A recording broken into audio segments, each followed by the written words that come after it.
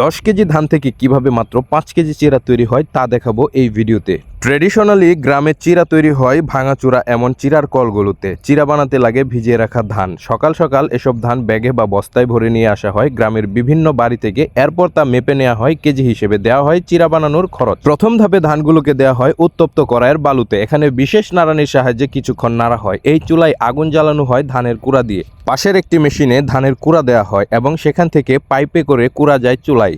ধান ভালো মতো শুকিয়ে গরম হয়ে গেলে তা তুলে ফেলা হয় ছাকার জন্য। গরম ধান থেকে বালু ছেঁকে ফেলে এরপর তাতে শ্যালো মেশিনে সংযুক্ত চাকার মতো যন্ত্রে ধানের উপর চাপ প্রয়োগ করা হয়, যা মূলত ধানকে চ্যাপ্টা করে চিরা বানায়। গরম হয়ে যাওয়া শ্যালো মেশিন ঠান্ডা রাখতে ইউজ করা হয় পুকুর বা খালের পানি। এই চ্যাপ্টা চিরা থেকে ধানের খোসা আলাদা করতে ইউজ করা হয় লম্বা গোলাকার ফানেলের মতো একটি যন্ত্র। এটা অনবরত ঘুরতে থাকে এবং নিচে পড়তে থাকে ফ্রেশ চিরা, যা সংগ্রহ করা হয় এবং পাঠানো হয় দেশের বিভিন্ন জেলায়। ভেজানো চিরা এবং দই চিরা ইফতার ও ইফতার ছাড়াও এখনও অনেকের পছন্দের একটা খাবার। যদিও বর্তমানে ডিজিটাল বিভিন্ন মেশিনারিজের কারণে এখন প্রায় বন্ধের পথে গ্রামের ট্রেডিশনাল বহু চিরার কল।